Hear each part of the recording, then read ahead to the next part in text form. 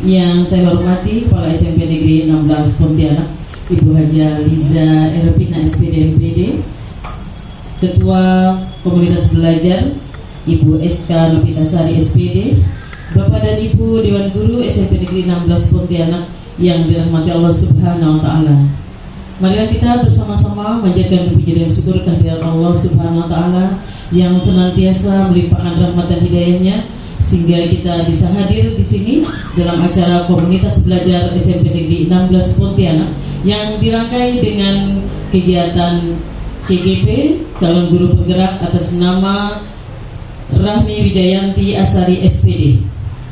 Baiklah, mengawali acara ini, marilah kita bersama-sama menyanyikan lagu Indonesia Raya yang akan dipimpin oleh Ibu Umu Kalsum. Hadirin dimohon.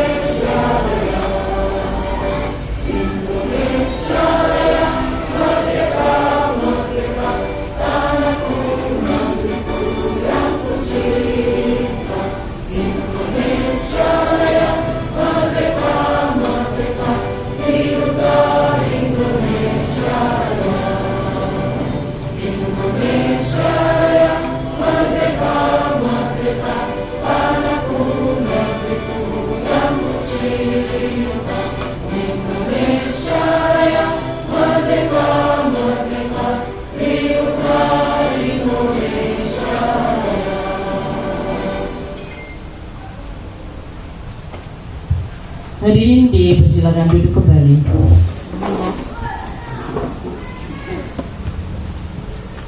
Hadirin yang berbahagia, sebagai ungkapan syukur kita kepada Allah Subhanahu wa Ta'ala yang telah memberikan nikmat sehat dan nikmat kesempatan untuk hadir dalam acara ini, marilah kita bersama-sama berdoa yang akan dipimpin oleh Bapak Suhemi SPD. Kepada Bapak disilakan.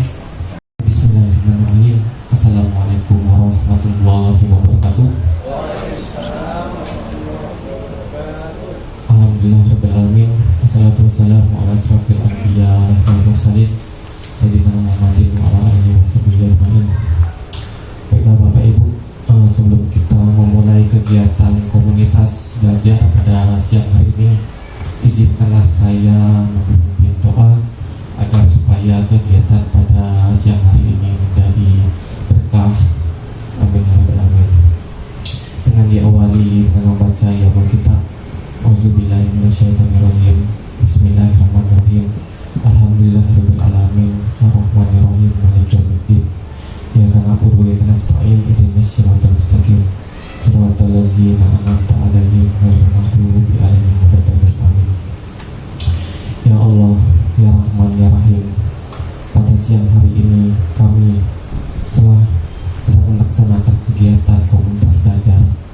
Maka dari itu kami memohon kepada Engkau ya Allah, agar supaya kegiatan pada siang hari ini menjadi berkah serta menjadi amal ibadah dalam rangka mendekatkan diri kepada-Mu ya Allah.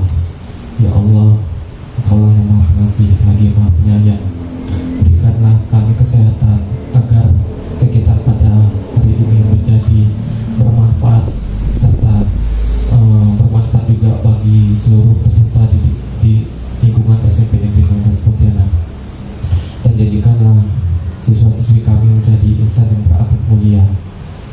Allahumma shalli ala fiddin wa hayatan fil jasad wa zidatan fil ilmi wa barakatan fil rizqi wa taubatan qabla maut ahmatan dal maut wa maghfiratan pada maut. Allahumma hawwin alaina fi sakaratil maut wa najatan min nari wa la hisab.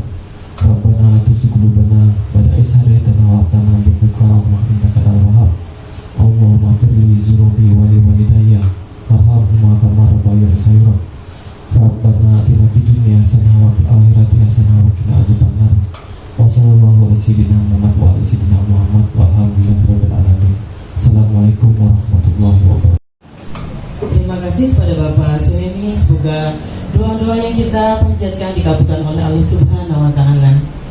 Hadirin Bapak Ibu yang dirahmati Allah, marilah kita dengarkan sambutan Kepala SMP Negeri 16 Pontianak yang akan disampaikan oleh Ibu Hajah Liza Erpina SPD MPD. Kepada Ibu disilakan.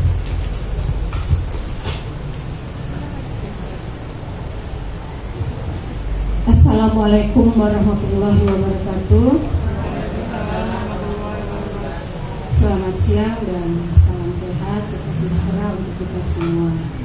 Yang terhormat Ibu Esta Wafianti SPD selaku Ketua Komunitas Belajar SMP 16 Pontianak, yang terhormat Bapak Ibu Guru SMP 16 Pontianak, serta yang saya banggakan yaitu Bu Rahmi Wijayanti Asari SPD yang pada kesempatan hari ini merupakan calon guru penggerak angkatan 9 yang akan memberikan materi kepada kita. Alhamdulillah, puji dan syukur kita panjatkan kehadiran Allah Subhanahu wa taala yang dengan rahmat dan kasih sayangnya pada siang hari ini kita masih diberi nikmat sehat, nikmat waktu serta nikmat kesempatan sehingga meskipun pada siang hari ini kita setelah melaksanakan kegiatan dan cuacanya cukup panas, tapi kita masih diberi kesempatan untuk berkumpul di ruang ini untuk melaksanakan kegiatan komunitas belajar kita, kemudian disandingkan dengan paparan atau penyampaian materi yang akan disampaikan oleh Bu Rahmi sebagai guru penggerak angkatan 9. Bapak Ibu, alhamdulillah saya katakan sekali lagi bahwa kita di sini di sekolah kita ini ada salah satu guru kita yang menjadi guru penggerak di angkatan 9 mewakili kawan-kawan semua yang ada di sini ya Bapak Ibu.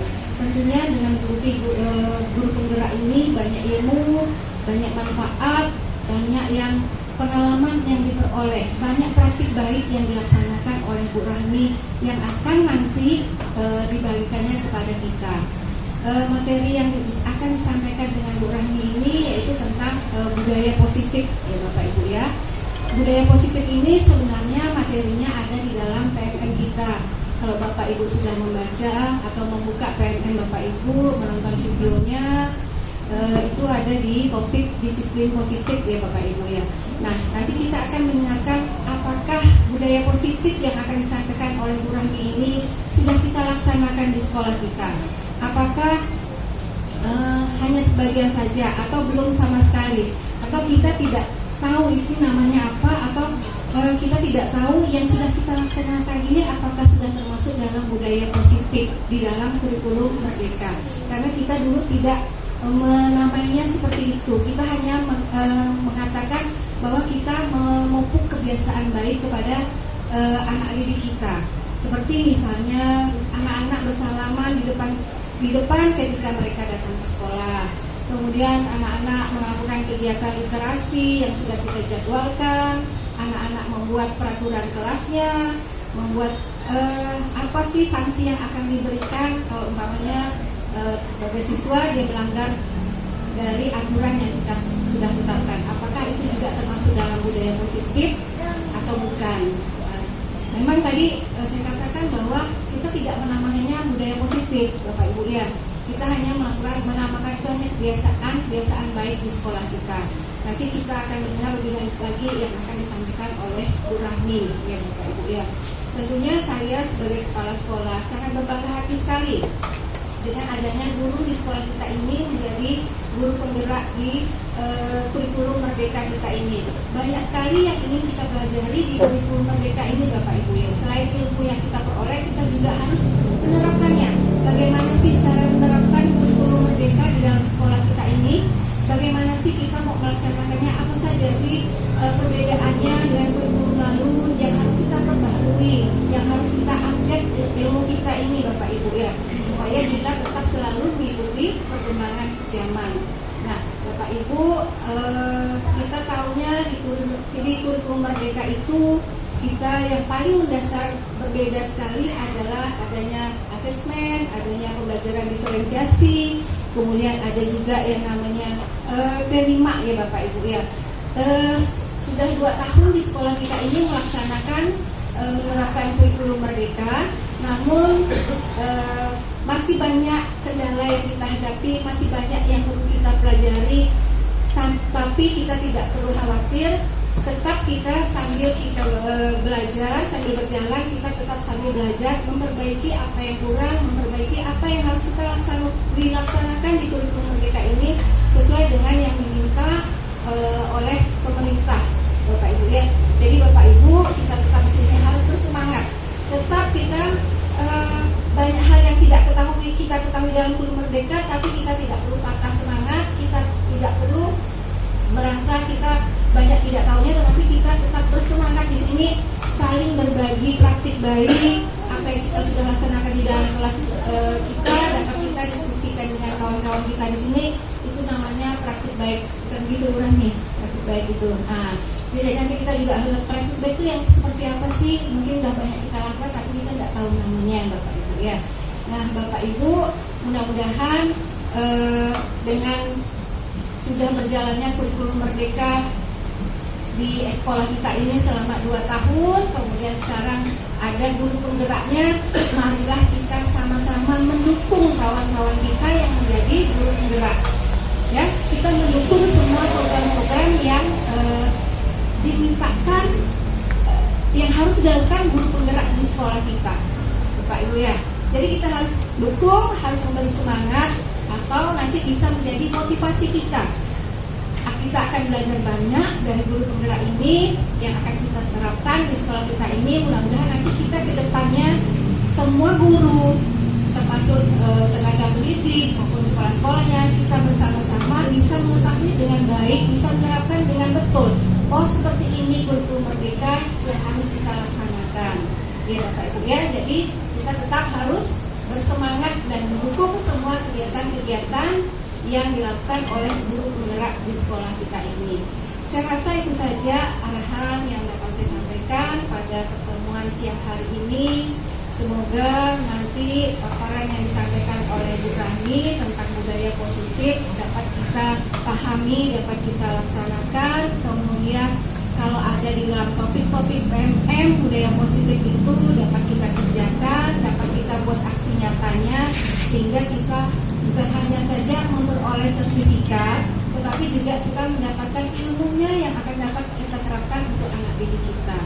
Demikian saja Bapak Ibu yang dapat saya sampaikan.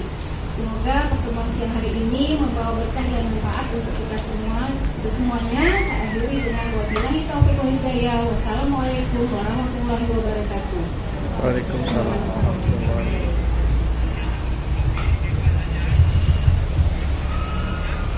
Terima kasih kepada Kepala SMP Negeri 16 atas arahannya dan sekaligus mengajak kepada kita untuk mendukung guru kita sebagai calon guru penggerak dan mudah-mudahan lolos menjadi guru penggerak.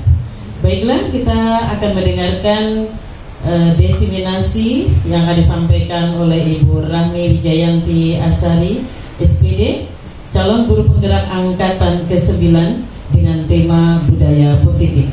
Kepada Ibu disilakan.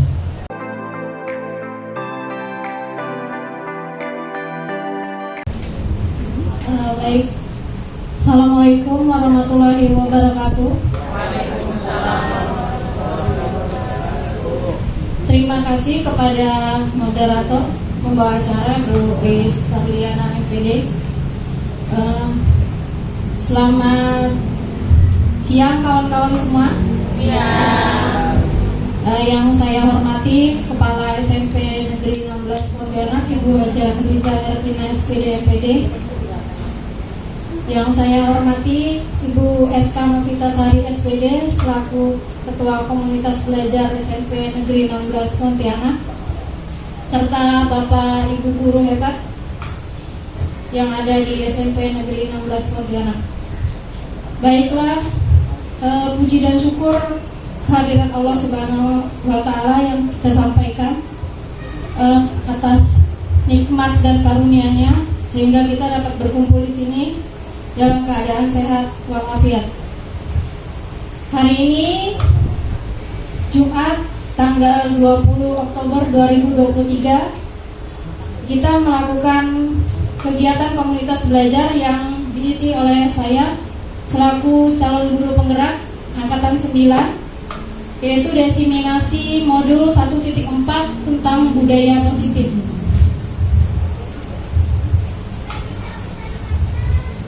Agenda hari ini yaitu pertama ada pembukaan, tadi sudah kita lakukan bersama. Kemudian pemahaman inti, berikutnya eksplorasi konsep dan refleksi yang terakhir. Nah, apa yang diharapkan dari kegiatan ini? Yaitu kegiatan ini, diseminasi diharapkan dapat berkontribusi dalam mencapai pemahaman pentingnya mengetahui kebutuhan belajar dan lingkungan yang memfasilitasi seluruh individu di sekolah agar dapat meningkatkan kompetensinya secara aman dan nyaman. Kemudian yang kedua yaitu mampu menggerakkan komunitas sekolah untuk bersama-sama mengembangkan dan mewujudkan visi sekolah yang berpihak pada murid dan berlandaskan nilai-nilai kebajikan universal, termasuk dalam profil pelajar Pancasila. Nah, ini juga ada di platform Merdeka Belajar, yaitu di episode ke-25, pencegahan dan penanganan kekerasan di lingkungan satuan pendidikan. Nah, seperti yang sudah kita ketahui, dunia pendidikan di Indonesia sekarang sedang menghadapi banyak tantangan. Banyak kasus yang sudah kita ketahui, antara lain itu perundungan di sekolah yang sekarang semakin marak. Bahkan mereka bangga melakukan itu, divideokan dan disebarkan di media sosial. Kemudian banyak kekerasan juga di sekolah sepanjang tahun 2023 ini, mulai dari tingkat dasar sampai ke tingkat menengah ke atas.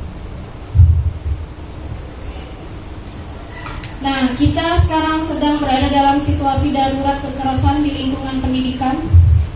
Sesuai dengan data, pada tahun 2022 pengaduan yang masuk ke KPAI pada perlindungan khusus anak dengan kategori tertinggi itu adalah anak korban kejahatan seksual, termasuk terjadi juga di sekolah.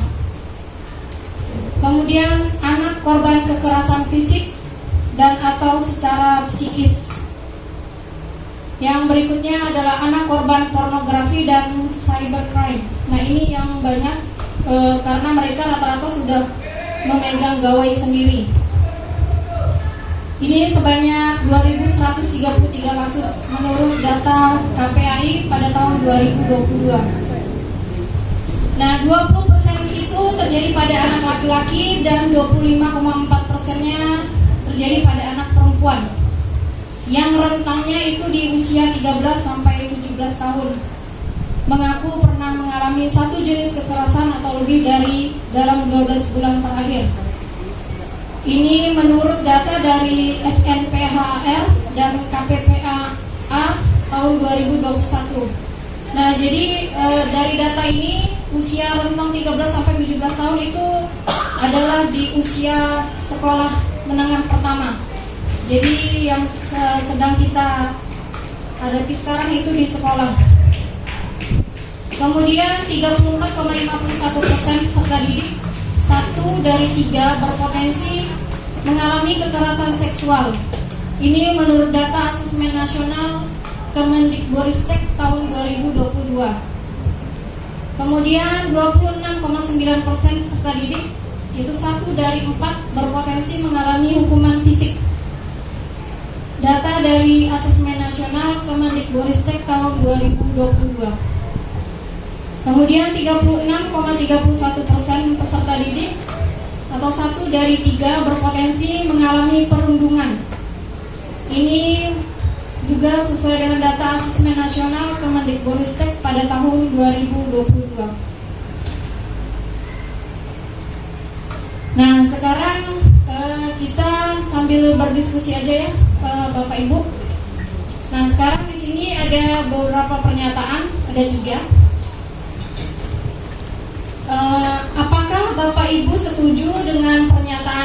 ini. Yang pertama itu ada hukuman dapat mendisiplinkan anak. Apakah Bapak Ibu setuju dengan pernyataan di bawah ini? Yang pertama itu ada hukuman dapat mendisiplinkan anak. Mungkin yang ingin menanggapi silakan angkat tangan. Silakan Pak Adi. Bu Riris, silakan Bu Riris. Ya, silakan Bu Riris.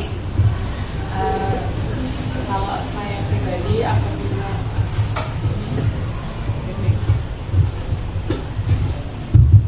Bismillahirrahmanirrahim.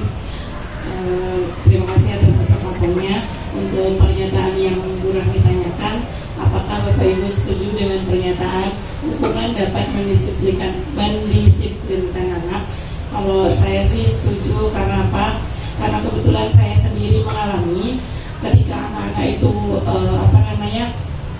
terlambat datang ke sekolah, dan ketika ada kegiatan mengaji pagi hari dan membaca ya literasi, karena kegiatan sekolah kita pagi 15 menit untuk membaca ya. Nah, saya menghukumnya mereka itu apabila mereka tidak membawa buku literasi, maka saya menyuruh mereka itu untuk berdirinya tidak di luar kelas tapi tetap di dalam kelas, gitu. Nah, dengan adanya hukuman yang seperti itu, menurut saya itu tidaklah yang menyalahi aturan hukum atau yang gimana ya. Biar mereka gini, oh nanti saya kalau misalnya tidak bawa buku lagi, maka saya nanti akan berdiri. Karena anak-anak zaman sekarang jangankan 15 menit, mereka disuruh berdiri 10 menit aja. Mereka, Bu, sudah Pak, capek Bu, kaki sengal, katanya gitu. Jadi kita harus ada hukuman kepada anak-anak yang suka lupa bawa buku itu, tapi tidak untuk hukuman kekerasan gitu. Tapi hukuman yang benar-benar bisa mendidik anak-anak agar bisa menjadi lebih baik lagi. Itu sih dari saya. Terima kasih. Baik, terima kasih kepada Bu Riris. Mungkin ada Bapak Ibu yang ingin menambahkan lagi.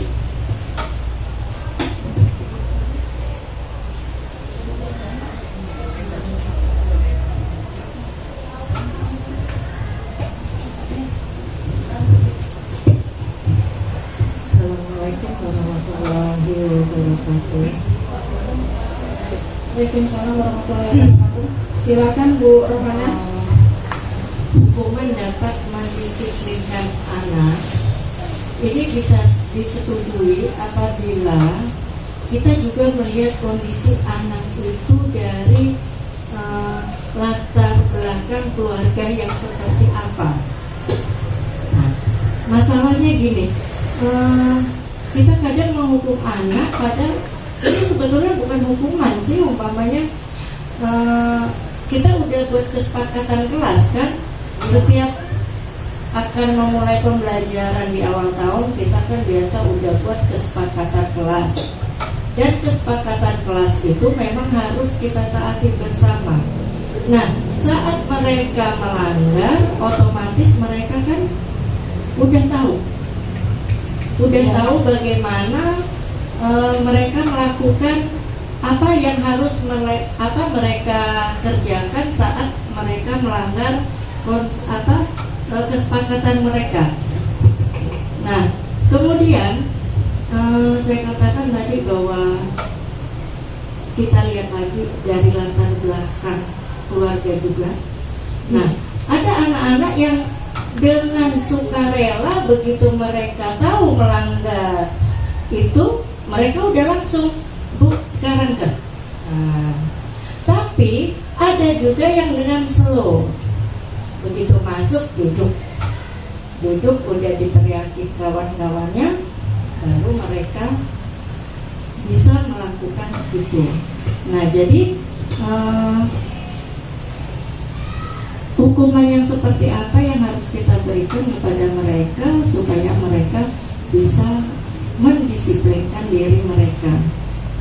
Mungkin harus ada dukungan juga dari orang tua. Baik, terima kasih kepada Bu Rohana.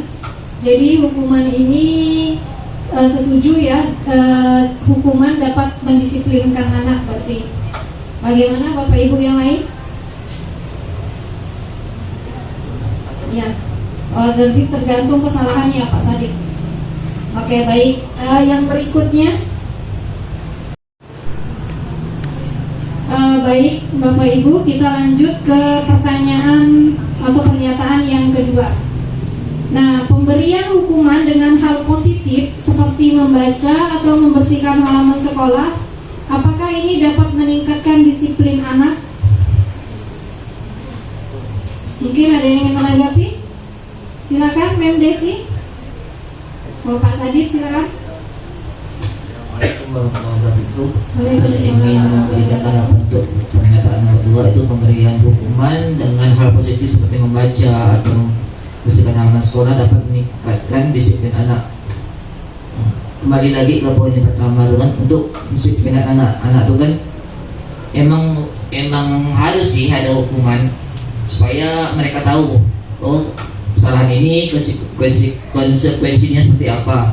Cuman nah di sinilah kita mengkategorikan dulu apa bentuk kesalahan yang mereka lakukan. Kadang-kadang hukumannya terlalu ringan, tapi nanti mereka anggap sepele. Misalnya contoh, ketika mereka terlambat ke sekolah, kita suruh mengungut sampah. Dalam besok pun kalau terlambat pasti mengungut sampah juga sih, nah, kan gitu. Akhirnya mereka anggap sepele. Oh, kami pun terlambat mengungut sampah, bah. Gampang, bah, dengan mengungut sampah disuruh masuk ke kelas. Nah, itu juga maksud saya itu tadi kita kategorikan apa kesalahannya. Yang kedua, jika perbuatan tersebut dilakukan berulang kali, apa konsekuensinya, dan mungkin hukuman itu mungkin akan lebih berat daripada yang pertama. Walaupun di sini kita sebagai pendidik tidak boleh memberikan hukuman secara fisik, tapi mungkin ada tingkatan tertentu lah agar mereka lebih jarak untuk tidak melakukan hal yang sama. Oke, baik, terima kasih Pak Sadid. Berarti pemberian hukuman dengan hal positif menurut Bapak bisa meningkatkan disiplin anak ya Pak? Baik, ada yang ingin menanggapi lagi? Silakan, Mem Desi. Baik, terima kasih Bu Rahmi. Mau menambahkan sedikit tentang pernyataan nomor 2 itu, pemberian hukuman dengan hal positif seperti membaca atau membersihkan halaman sekolah dapat meningkatkan disiplin anak. Nah, di sini sebenarnya saya bukan mau hal positifnya bukan membaca atau membersihkan halaman sekolah ini Bu Rahmi, tapi yang sudah saya terapkan di kelas saya, yaitu ketika siswa terlambat pada jam pelajaran saya, baik itu di awal, di tengah atau di akhir, dan saya sudah masuk kelas, tiba-tiba ada siswa yang terlambat masuk kelas. Nah, saya sudah berkomitmen bersama-sama siswa untuk siswa yang terlambat tersebut menyampaikan alasan mengapa mereka terlambat dalam bahasa Inggris. Nah, jadi mungkin itu merupakan salah satu hal positif bagi mereka, karena mungkin bagi beberapa siswa yang masih dianggap kurang bahasa Inggrisnya, mereka akan mulai sangat perlu usaha berpikir untuk berbicara dalam bahasa Inggris, walaupun hanya beberapa kalimat, walaupun hanya misalnya I'm sorry ma'am, I'm sorry friends, I'm late because I'm from, nggak apa-apa terlambat saya bilang, tapi jelaskan dari mana alasannya, dari mana, misalnya from the canteen, atau misalnya from the musola, from UKS, dan lain sebagainya. Intinya mungkin ini bisa menjadi salah satu cara untuk meningkatkan disiplin anak. Jadi mereka takut untuk terlambat di pelajaran saya, karena mau tidak mau dia harus meminta maaf pada saya dan beberapa semua temannya di kelas dalam bahasa Inggris. Seperti itu Bu Rani. Terima kasih. Baik, terima kasih pada Mem Desi. Jadi karena Mem Desi ini mengajarnya bahasa Inggris, jadi bentuk hukuman hal positifnya dengan mereka berbicara menggunakan bahasa Inggris ya. Oke, baik, terima kasih Bapak Ibu sudah memberikan tanggapannya. Jadi masih dalam konteks hukuman dan membuat anak takut ya, ini masih kita. Oke, saya lanjut ke pernyataan yang ketiga. Memberi penghargaan dapat meningkatkan motivasi belajar anak. Mungkin ada yang ingin menanggapi? Pak Ilyas?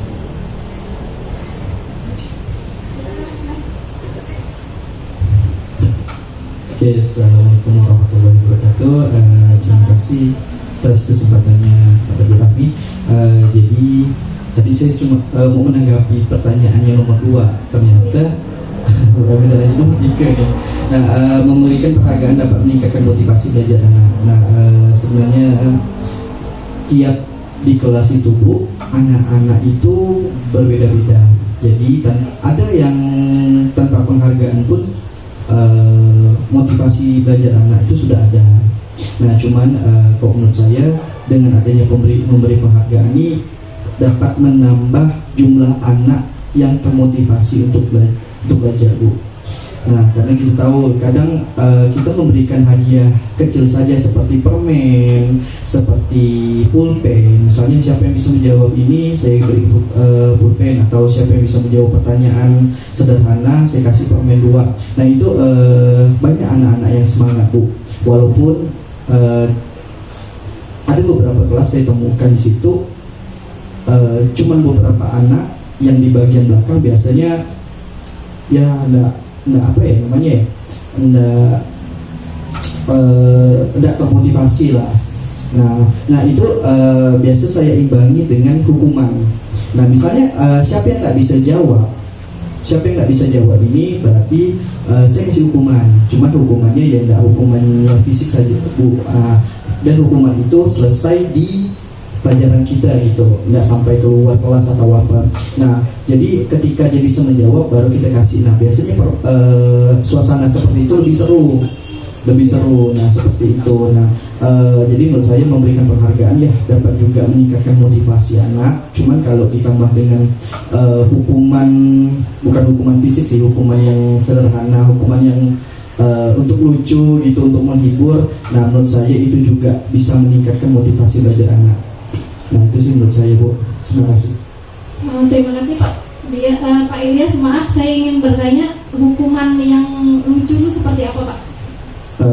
Bu, sebenarnya bukan lucu sih. Kayak misalnya suruh mereka nyanyi, nah, atau suruh mereka joget yang lagi ngetren. Nah, cuman biasanya memang kalau ada anak cewek anak cowok, biasanya anak cewek yang saya suruh nyanyi. Tak berani saya nyuruh anak cewek joget Bu. Nah, jadi biasa anak cowoknya yang saya suruh joget. Nah, biasanya kayak gitu. Nah, tergantung juga Bu, ada juga kadang saya suruh mereka untuk puisi. Nah, untuk puisi. Nah, seperti itu Bu. Menurut saya itu malah masuk ke dalam hukuman positif Bu ya. Iya. Anak-anak jadi percaya diri, untuk meningkatkan percaya dirinya. Oke, terima kasih ya. Terima kasih kepada Pak Ilyas. Mungkin kita langsung bahas saja Bapak Ibu. Jadi memberi penghargaan dapat meningkatkan motivasi belajar anak. Berarti di sini apakah ada yang tidak setuju? Mungkin tidak ada. Berarti semuanya setuju. Oke, baik. Berarti di sini hukuman dapat mendisiplinkan anak, kemudian hukuman dengan hal positif, dan penghargaan itu dapat meningkatkan disiplin dan motivasi belajar anak ya. Kita lanjut ke materi berikutnya. Nah, topik yang ada dalam eksplorasi konsep.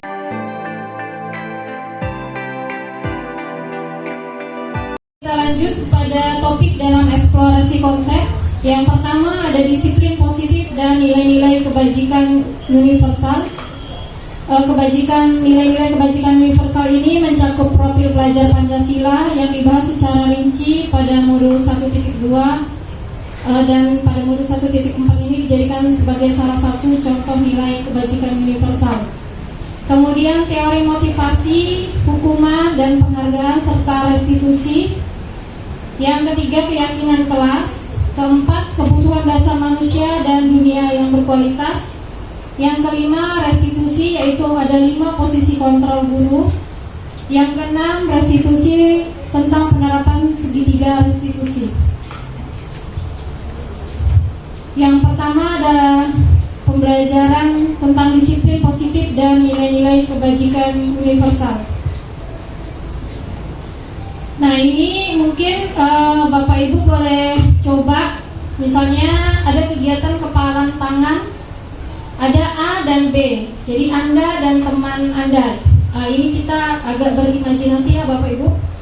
Jadi misalnya sobeklah secarik kertas kecil, kemudian tuliskan benda atau sesuatu yang sangat berharga untuk Anda, kemudian letakkan di salah satu tangan Anda dan genggam benda atau sesuatu tersebut dengan segala daya upaya yang kita miliki. Kemudian buatlah sebuah kepalan. Nah, kemudian teman Anda yang B itu akan mencoba dengan sekuat tenaga dengan berbagai cara untuk meminta Anda memberikan benda tersebut. Nah, B bisa membujuk, mengancam, menghardik, merayu, menyuap. Nah, apa saja agar dapat membuka kepalan tangan Anda. Nah, kira-kira ada yang ingin mencoba? Pak Adi? Nah, misalnya nih Pak Adi yang memegang kendali sebagai A. Jadi memegang tadi rahasia. Nah, kemudian Bu Ayu yang jadi B nih, yang pengen dari kepalan Pak Adi. Kira-kira apa yang Bu Ayu bisa buat ke Pak Adi biar Pak Adi ini mau memberikan yang ada di kepalan tangannya?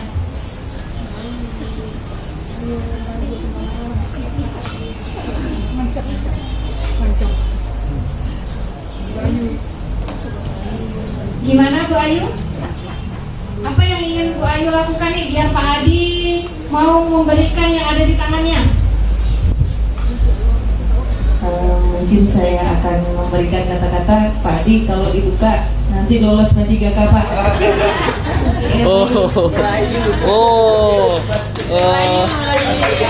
Nanti dengan merayu ya Bu Ayu. Iya. Nah, kira-kira Pak Adi terayu nggak nih?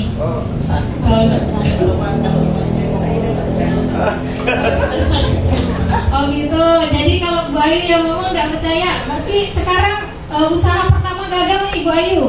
Usaha kedua apa kira-kira nih?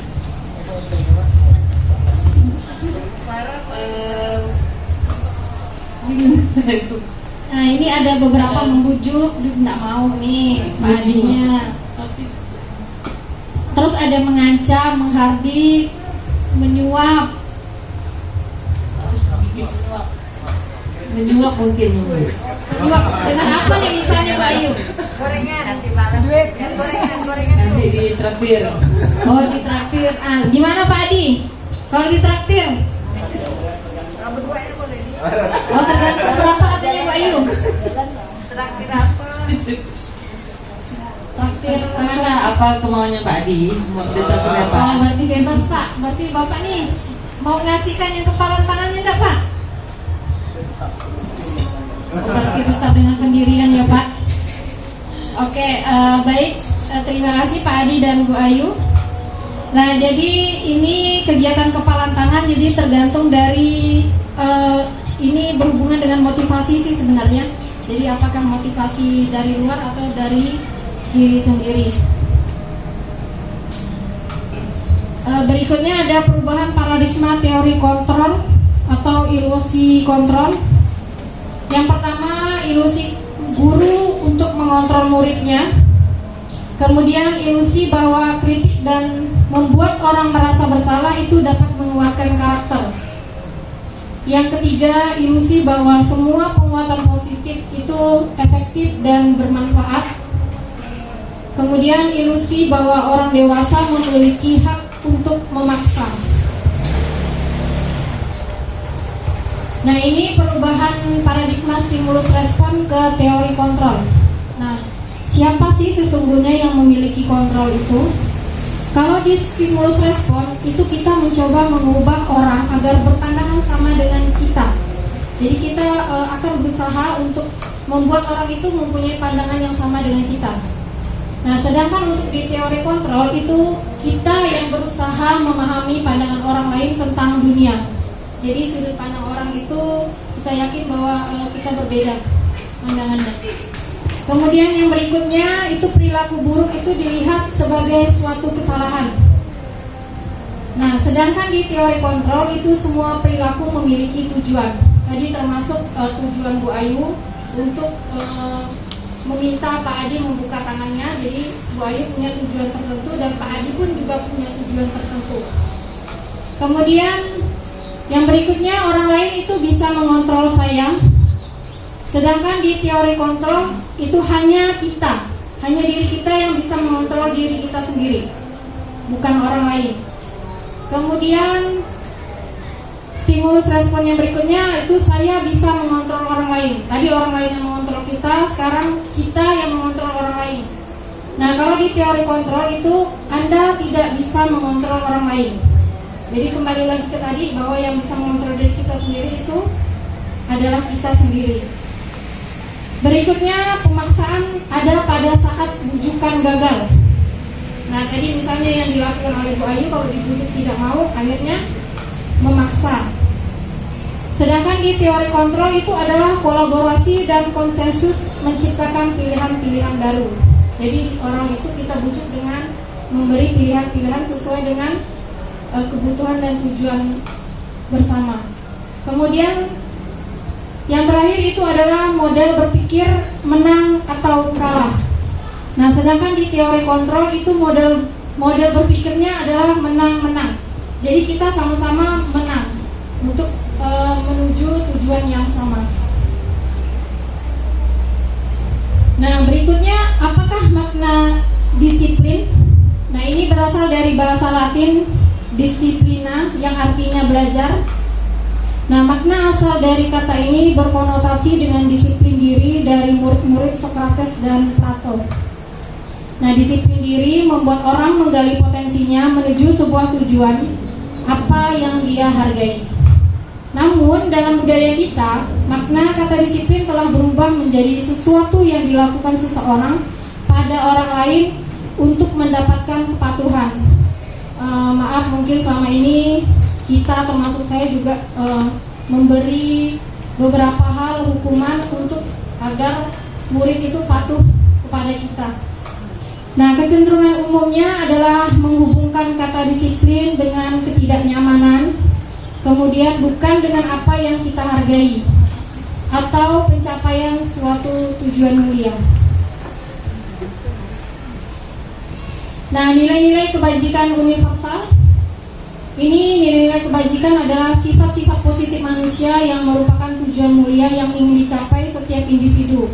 Nah, nilai-nilai tersebut bersifat universal dan lintas bahasa, suku, bangsa, agama maupun latar belakang.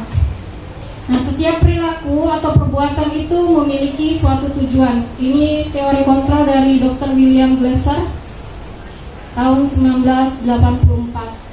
Kemudian dengan mengaitkan nilai-nilai kebajikan yang diyakini seseorang, maka motivasi intrinsiknya, jadi yang kita harapkan itu adalah motivasi yang lahir intrinsik atau dari dalam diri. Ini dikenalkan oleh Dian Gosen pada 1998. Kemudian yang pastinya sesuai dengan kurikulum Merdeka, itu ada nilai-nilai kebajikan yang ingin dicapai oleh setiap anak Indonesia yang kita kenal dengan profil pelajar Pancasila dengan 6 dimensinya. Yang pertama ada beriman, bertakwa kepada Tuhan Yang Maha Esa dan berakhlak mulia, mandiri, bernalar kritis, berkebinekaan global, bergotong royong dan kreatif. Berikutnya ada teori motivasi, hukuman, dan penghargaan serta restitusi. Nah, teori motivasi perilaku manusia itu ada 3, Bapak Ibu. Yang pertama untuk menghindari ketidaknyamanan atau hukuman. Nah, ini kembali lagi kita bertanya pada diri kita masing-masing, apa yang akan terjadi apabila saya tidak melakukannya. Nah, kemudian yang kedua itu untuk mendapatkan imbalan dari orang lain atau institusi. Misalnya berupa pujian, kemudian penghargaan misalnya berupa uang mungkin, atau tadi yang Pak Ilyas sampaikan misalnya mendapatkan permen. Nah, itu masuk dalam motivasi eksternal. Nah, yang kita mau tuju adalah teori motivasi perilaku manusia yang ketiga, yaitu untuk menghargai diri sendiri. Nah, ini merupakan motivasi internal yang tujuannya menuju ke disiplin positif. Nah, ini merdeka menurut Ki Hajar Dewantara. Merdeka itu artinya tidak hanya terlepas dari perintah, akan tetapi juga cakap buat memerintah diri sendiri. Jadi ini kembali ke motivasi intrinsik. Nah, berikutnya apa itu restitusi? Restitusi adalah proses menciptakan kondisi bagi murid untuk memperbaiki kesalahan mereka. Nah, sehingga mereka bisa kembali pada kelompok mereka dengan karakter yang lebih kuat. Jadi karakter yang berbeda dari sebelumnya. Nah, restitusi juga merupakan proses kolaborasi yang mengajarkan murid untuk mencapai solusi untuk masalah mereka dan membantu murid berpikir tentang orang seperti apa yang mereka inginkan dan menjadi tujuan mulia. Nah, bagaimana mereka harus memperlakukan orang lain. Berikutnya ada 9 ciri-ciri restitusi. Yang pertama, bukan untuk menebus kesalahan, namun untuk belajar dari kesalahan. Yang kedua, memperbaiki hubungan. Ketiga, tawaran bukan paksaan. Jadi, kemudian restitusi ini menuntut untuk melihat ke dalam diri. Restitusi mencari kebutuhan dasar yang mendasari tindakan. Jadi kebutuhan dasar apa yang tidak terpenuhi sehingga kita melakukan hal tersebut. Kemudian restitusi ini adalah cara yang paling baik, restitusi diri. Kemudian restitusi fokus itu pada karakter, bukan tindakan. Restitusi fokus pada solusi dan mengembalikan murid yang berbuat salah pada kelompoknya, bukan dikecilkan. Yang ketiga ada keyakinan kelas. Nah, mengapa tidak peraturan saja, tapi harus keyakinan kelas? Nah, jadi beda antara peraturan dengan keyakinan. Nah, yang pertama, mengapa kita memiliki peraturan harus menggunakan helm bila mengendarai kendaraan roda 2? Kira-kira Bapak Ibu, kenapa? Kan sebenarnya hak kita untuk tidak pakai helm, tapi kenapa harus dan diwajibkan? Mungkin Pak Sadin?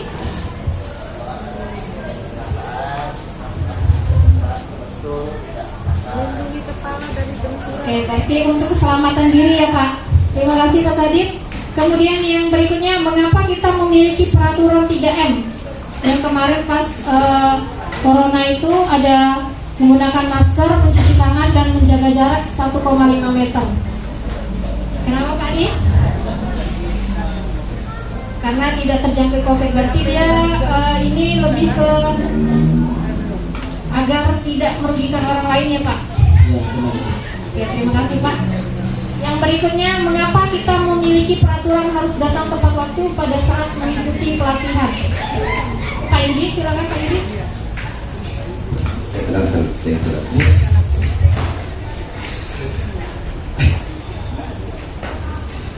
Ya, itu mungkin kesadaran dari diri ini yang memang tepat waktu itu kan membuat kita lebih siap untuk menjadi depannya. Oke, terima kasih Pak Yudi. Nah, untuk mendukung motivasi intrinsik ini, kita kembali lagi ke nilai-nilai atau keyakinan yang lebih menggerakkan seseorang dibandingkan mengikuti serangkaian peraturan-peraturan. Nah, ini kenapa harus ada beda peraturan dengan keyakinan. Dari lingkaran ini, peraturan kelas itu hanya untuk sebagian kecil, karena tadi peraturan dibuat sepihak. Sedangkan keyakinan kelas itu kita bersama-sama atau berkolaborasi. Nah, keyakinan kelas ini nanti akan menciptakan lingkungan yang positif, termasuk disiplin positif. Nah, lingkungan yang positif itu akan nanti menciptakan budaya positif yang lebih luas lagi. Nah, ini contohnya misalnya membuat ini kesepakatan kelas ya. Misalnya datang tepat waktu, kemudian mengucapkan salam dan lain sebagainya. Nah, ini kegiatan pendalaman keyakinan kelas, tabel P dan Y. Yang pertama itu ada hormat. Misalnya kami meyakini bahwa sangat penting untuk menghormati semua orang dan barang milik orang lain. Nah, dia ada 3 yang harus dilihat. Itu yang pertama yang terdengar, kemudian terlihat seperti apa, berperilaku itu seperti apa. Nah, kemudian sikap positif nih, ada yang tampak seperti dan ada yang tidak tampak seperti. Kemudian yang berikutnya ada bekerja, yaitu kami meyakini bahwa sangat penting untuk mengerjakan segala pekerjaan atau mengikuti kegiatan yang telah ditugaskan. Kemudian diterima dan dimiliki, ini sama. Jadi misalnya yang terlihat untuk hormat, terlihat itu berarti misalnya tadi yang sudah sering kita lakukan di sekolah, yaitu menghormati guru dan kawan sekelas. Yang terdengar itu mengucapkan terima kasih. Kemudian berperilakunya, nah ini tadi dengan menyalami guru. Selanjutnya, nah ini beda peraturan dan keyakinan kelas. Yang pertama, peraturan itu selalu mengembalikan buku ke tempatnya. Nah, keyakinan kelasnya adalah tanggung jawab. Kemudian peraturan yang berikutnya dilarang mengganggu orang lain, yaitu keyakinan kelasnya menghormati orang lain. Hadir di sekolah 15 menit sebelum pembelajaran dimulai, itu menghormati orang lain dan berkomitmen. Kemudian dilarang melakukan kekerasan, itu keselamatan dan menghormati orang lain. Dilarang menggunakan narkoba, kesehatan, bergantian atau menunggu giliran, menghormati orang lain dan bersabar. Kemudian menggunakan masker, ini kesehatan dan keselamatan bersama. Kemudian jangan berlari di kelas atau koridor.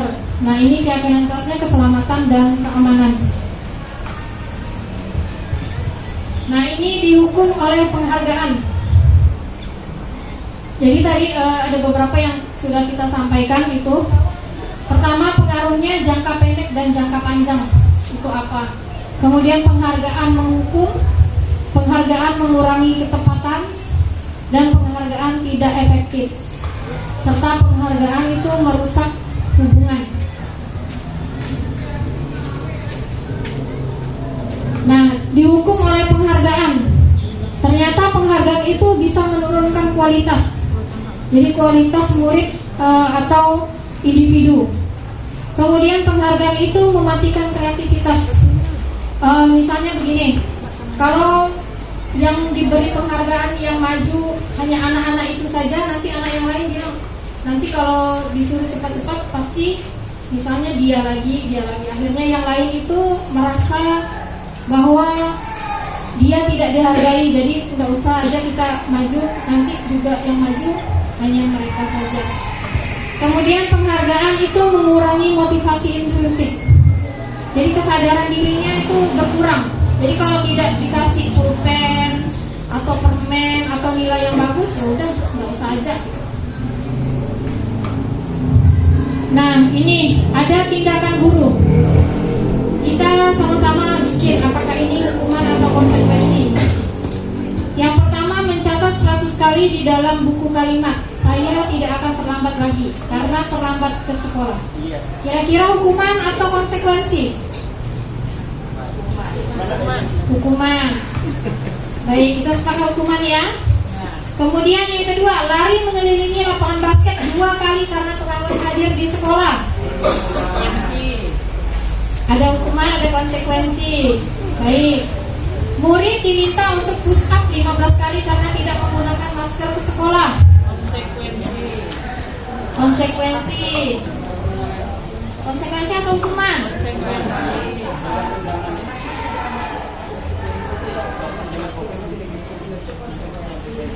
Oke, berarti kalau zaman COVID itu konsekuensi, kalau sekarang hukuman. Baik. Kemudian menggantikan kertas tugas teman yang telah dicoret-coret. Konsekuensi. Baik. Membersihkan tumpahan air di meja tulis karena tersenggol pada saat belajar. Konsekuensi. Murid disuruh untuk mengenakan sepatu seharian di sekolah. Ini salah. Murid disuruh untuk tidak mengenakan sepatu seharian di sekolah karena tidak mengenakan sepatu hitam. Hukuman. Baik. Yang terakhir nih, lari mengelilingi lapangan basket 2 kali karena terlambat 10 menit untuk pelajaran PJOK. Konsekuensi. Baik, sebenarnya.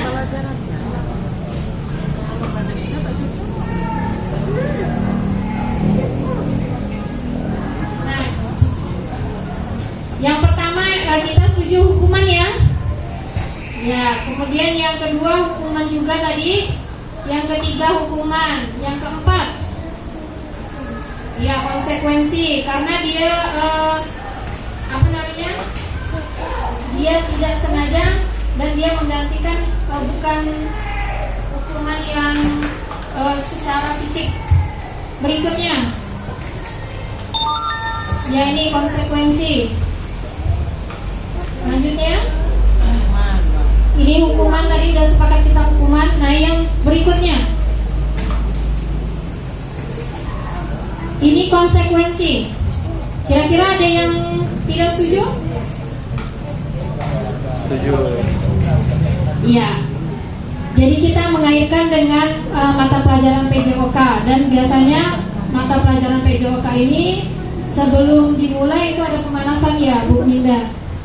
Nah jadi ini masih masuk dalam kategori konsekuensi. Baik, terima kasih Bapak Ibu. Nah ini perbedaan hukuman dan konsekuensi. Nah kalau di hukuman itu dia sesuatu yang menyakitkan harus terjadi. Jadi maksudnya tadi tujuannya adalah untuk memberikan efek jera. Nah sedangkan konsekuensi itu sesuatu sakit atau fisik maupun hati untuk jangka waktu yang lama. Maksudnya tadi memberikan efek jera. Nah sedangkan di konsekuensi itu membuat anak merasa tidak nyaman dalam jangka waktu pendek. Kemudian anak membenci kedisiplinan karena merasa selalu dihukum. Nah sedangkan di konsekuensi anak menghargai disiplin. Jadi mereka menyadari bahwa itu untuk mendisiplinkan diri.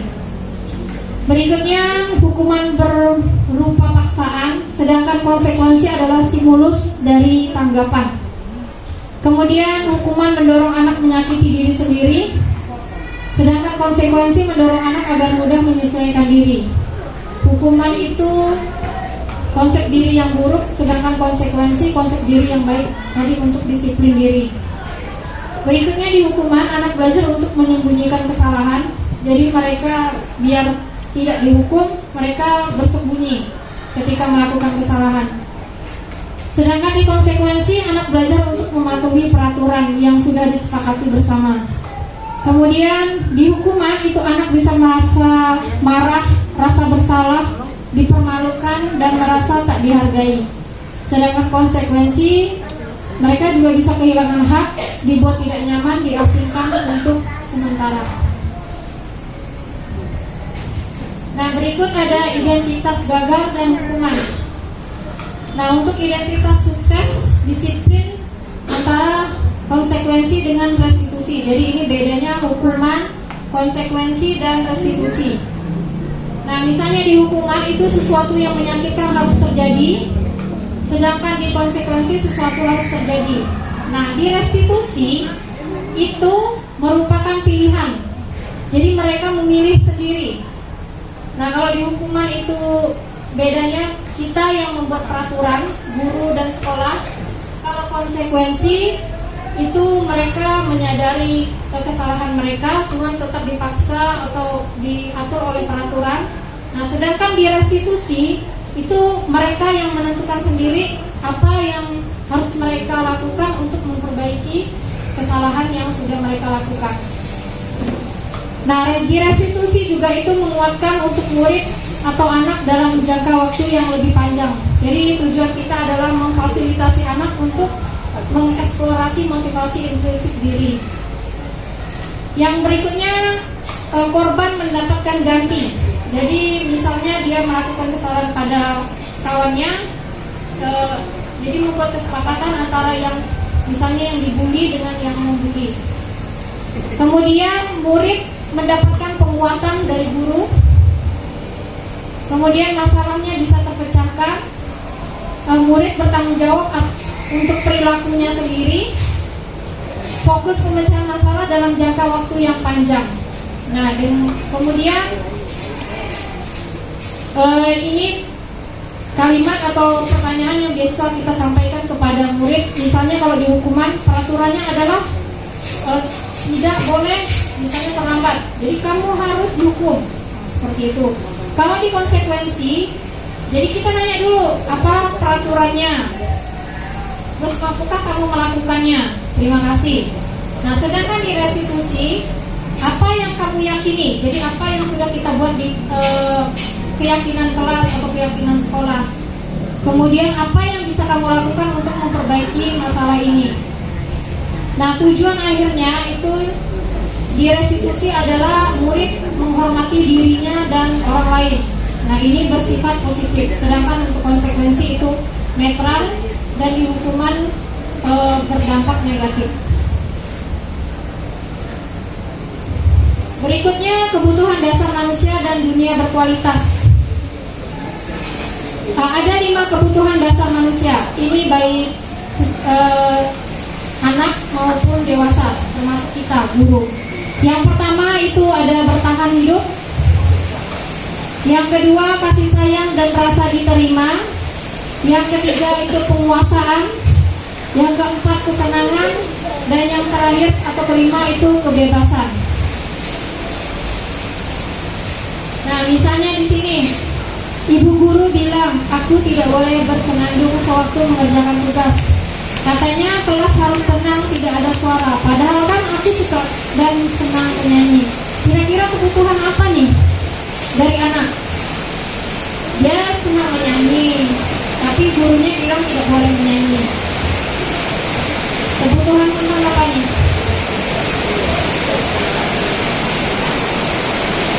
Ini ada 5 kebutuhannya. Kesenangan ya Pak Yudi. Boleh. Yang kedua, ibu guru tidak menyapaku hari ini, padahal aku pakai kucing rambut baru loh. Apa Pak tadi? Kasih sayang dan rasa diterima ya Bu Rohana. Terima kasih. Berikutnya, aku bosan, malas, masa belajarnya cuma gitu-gitu aja, dengerin ibu guru aja. Kebebasan ya Bu Umum. Oke. Nah, yang berikutnya, aku sebel, gambarku tidak rapi, malah ibu guru nunjukin ke teman-temanku di depan kelas, jadi dia malu nih.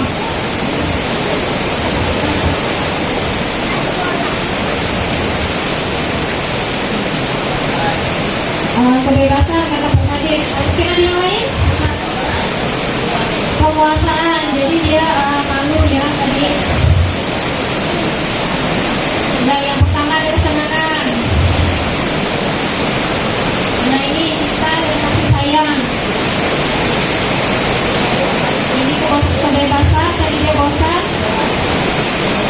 Berikutnya, ya betul, penguasaan. Terima kasih Bapak Ibu.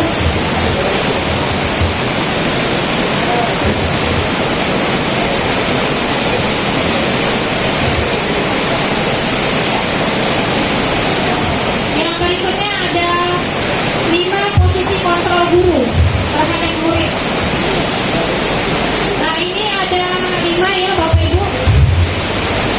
Yang paling sering, termasuk saya dulunya, itu adalah penghukum. Kemudian yang kedua, membuat orang merasa bersalah. Yang ketiga, sebagai teman. Yang keempat, pemantau. Dan yang kelima, sebagai manajer. Nah, apa bedanya? Kalau di penghukum, itu guru menghadir, menunjuk-nunjuk, menyakiti, dan menyindir. Kamu ya, udah datang terlambat, langsung masuk kelas, tidak salah. Nah, itu kalau sebagai penghukum. Nah, kalau membuat orang merasa bersalah,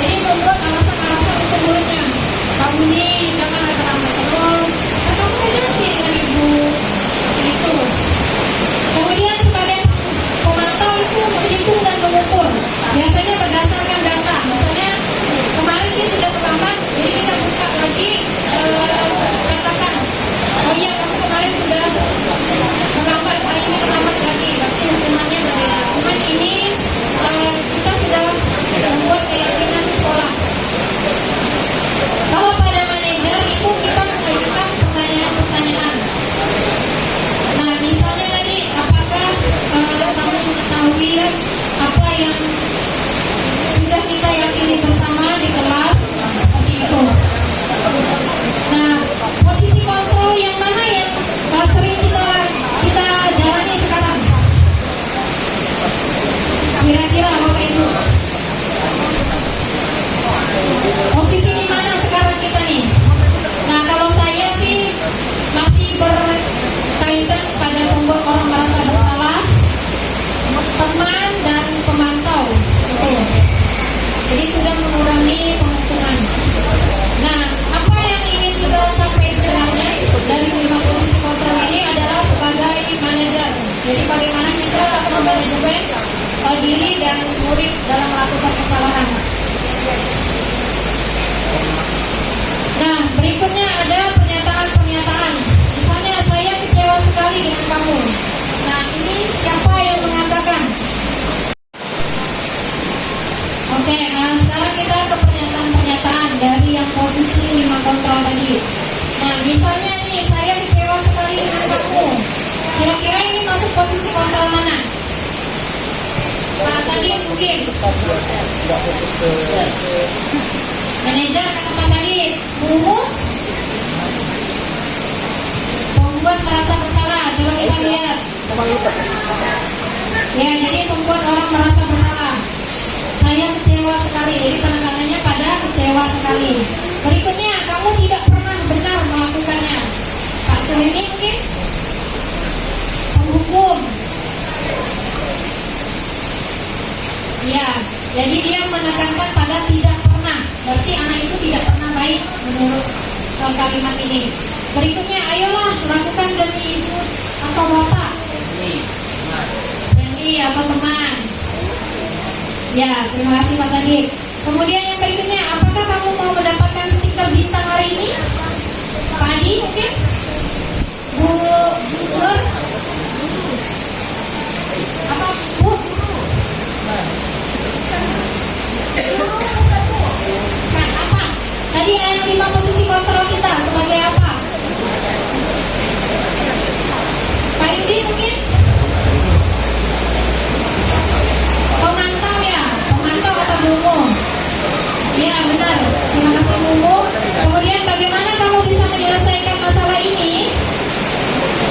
Manajer. Ya benar. Kemudian kamu selalu yang paling terakhir. Selalu penghukum. Oke, terima kasih ya Bapak Ibu. Yang berikutnya ada segitiga restitusi. Nah, di segitiga restitusi ada 3 langkah yang harus kita lakukan dalam menerapkan segitiga restitusi sebagai kontrol kita sebagai manajer bagi murid. Yang pertama itu adalah menstabilkan identitas. Nah, di sini kita yang melakukan adalah setiap orang itu pasti pernah melakukan kesalahan. Jadi termasuk kita. Jadi kita sampaikan bahwa semua orang itu pernah melakukan kesalahan. Yang kedua, kamu itu bukan satu-satunya yang pernah melakukan ini. Jadi agar anak itu tidak terlalu merasa down seperti itu. Nah, yang kedua yaitu adalah validasi kebutuhan. Kira-kira apa yang mendasari mereka melakukan itu tadi? Nah, yang pertama, kamu tentu punya alasan mengapa melakukan itu. Lalu, apakah ada cara yang lebih efektif untuk mendapatkan apa yang kamu butuhkan untuk memenuhi 5 kebutuhannya tadi? Nah, yang terakhir itu adalah menanyakan keyakinan. Nah, di sini nilai-nilai apa yang telah kita sepakati dalam keyakinan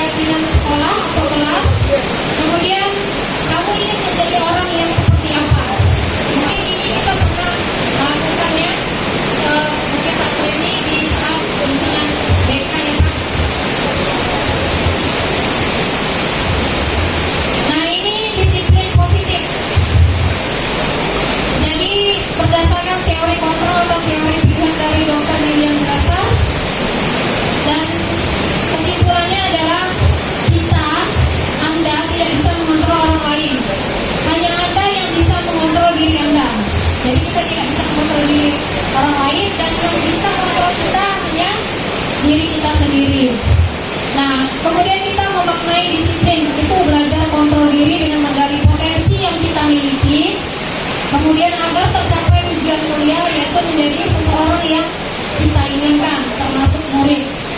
Tapi itu harus berdasarkan pada nilai-nilai yang kita hargai, yaitu nilai-nilai kebajikan universal tadi. Kemudian semua perilaku itu memiliki tujuan. Ini sesuai dengan teori motivasi tadi.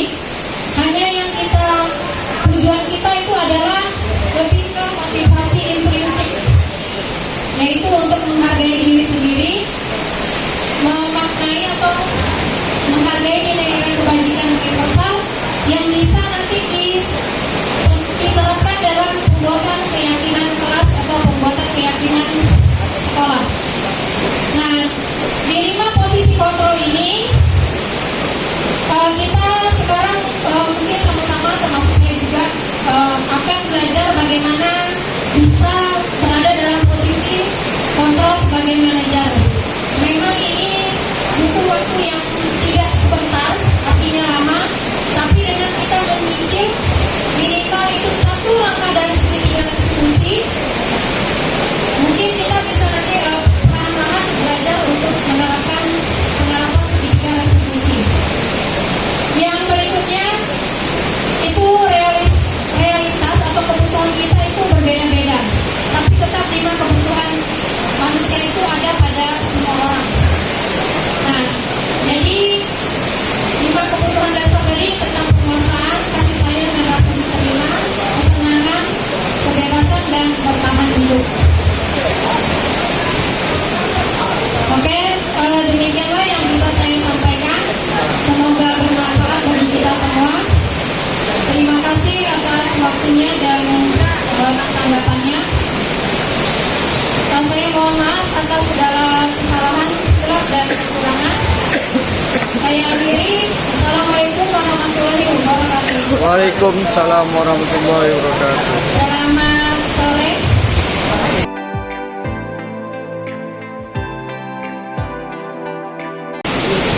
Terima kasih atas kehadiran Bapak Ibu semua. Saya kembalikan kepada pembawa acara, pada Bu Iis Ramyanan, saya persilakan. Demikianlah pemaparan diseminasi dari Ibu Rahmi Wijayanti Asari SPD tentang budaya positif. Semoga Bapak dan Ibu bisa mengambil hikmah atau ilmu praktik baik dari paparan yang telah disampaikan. Setidaknya hari ini kita mendapatkan masukan, tambahan ilmu, dan mudah-mudahan bisa diterapkan di kelas sedikit demi sedikit. Terima kasih kepada Ibu Rahmi, terima kasih kepada Bapak dan Ibu yang telah memberikan waktunya, menyempatkan hadir dalam acara komunitas belajar pada hari ini. Semoga kita semua dalam keadaan sehat dan apa yang kita terima hari ini menjadikan berkah dalam kehidupan kita, terutama dalam mendidik para siswa di kelas. Saya akhiri. Wassalamualaikum warahmatullahi wabarakatuh.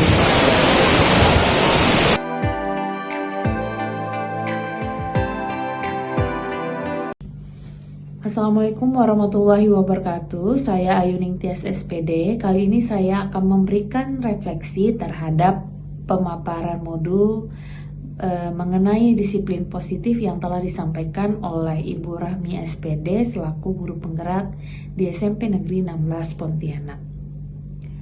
Hal baru apa yang mengubah paradigma saya yang saya dapatkan?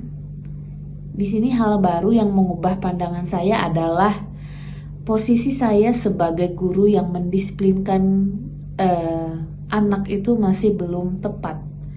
Kemudian saya juga akhirnya mengetahui posisi kontrol saya sebagai seorang guru. Yang kedua adalah perasaan apa yang muncul selama mengikuti sesi ini, khususnya mengenai makna disiplin dan motivasi intrinsik. Nah, di sini saya merasa sangat senang dan juga termotivasi untuk menerapkan konsep disiplin positif. Kemudian saya juga ingin menuntun murid saya untuk mereka bisa menemukan motivasi di diri mereka agar mereka dapat menerapkan budaya positif di dalam kehidupan mereka sendiri. Yang ketiga, peran Among seperti apakah yang telah saya lakukan selama mengikuti modul ini? Nah, di sini posisi saya selama ini adalah sebagai pemberi rasa bersalah, teman, dan juga pemantau. Kemudian yang keempat adalah saya akan menjadi Among yang seperti apakah setelah mengikuti modul ini. Nah, setelah mengikuti modul ini, saya ingin menjadi Among yang berperan sebagai manajer bagi murid dalam menerapkan budaya positif. Baiklah, saya rasa sekian dari saya untuk refleksi kepada Ibu Rahmi. Kurang dan lebihnya saya mohon maaf. Wassalamualaikum warahmatullahi wabarakatuh.